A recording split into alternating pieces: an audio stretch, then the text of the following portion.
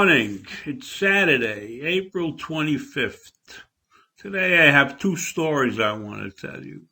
The first story deals with a nurse in Phoenix, Arizona, a woman who's 27 years old and had not married, no children.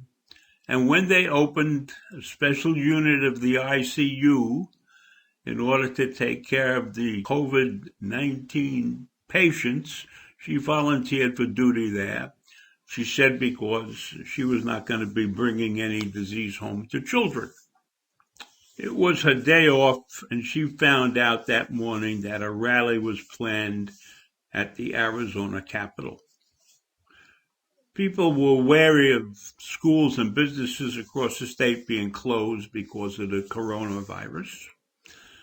And they were going to call the state for the businesses to be reopened.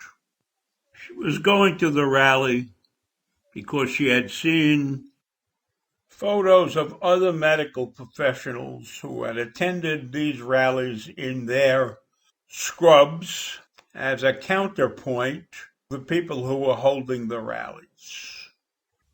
So she texted some of her associates who also had the day off and explained to them what she was planning to do, and she got dressed in her scrubs with her medical mask and everything, and she carried some extra masks around with her, and she went to the rally.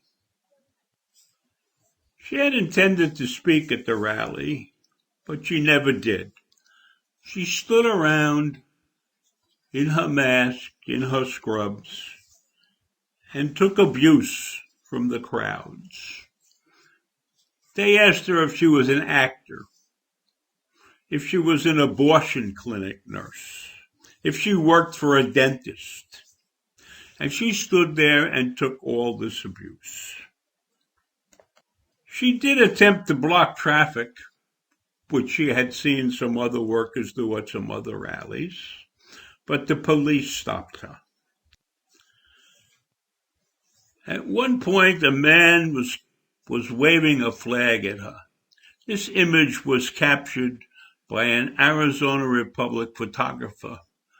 It's obvious that Governor Doug Ducey's orders to shut down businesses that were deemed non-essential caused about economic pain. And after a month, some citizens and lawmakers decided enough was enough. And the speeches at the rally, some of which were captured on videos from the events, showed a myriad of reasons for frustration and anger. A common theme seemed to be that fears over the coronavirus are overblown, largely by the media and Democratic politicians. It's crazy to think that Republican politicians don't feel the dangers of the coronavirus. But I can understand why these people see it that way. Because I haven't seen any congressman or senator who's a Republican stand up and say this is a dangerous disease and closing the businesses is the way to go. Many of the Republican governors took the appropriate action, and some of them even stood up to Donald Trump. As for the young nurse, she received many phone calls that evening from friends and relatives and medical professions around the country. She quietly had become a hero. But she went to bed early because she had to be at work at 7 a.m. in the morning to treat her patients in the ICU. So now we talk about Brian Kemp, the governor of Georgia, who has opened up non-essential businesses like bowling alleys and hair salons and massage therapists and God knows what other kinds of businesses. At first, the president agreed with Kemp, but after discussions with his medical experts and his panel, he as usual, turned the other way. But he did say, look, it's his state and he can do what he thinks is right. So Kemp, who's a staunch ally of Trump, said in addition to opening the hair salons and the bowling alleys, that on Monday restaurants and movie theaters can open, but bars cannot open. So in this varied background, we have many businesses that are not going to open because the owners of those businesses don't feel it's safe to open yet. And tell you the story of one young woman, Sabrina Watkins, who runs a hair salon in the Atlanta suburb of College Park. She is not going to open her business. And she had at least 15 clients call to find out if they could get their hair styled on Friday.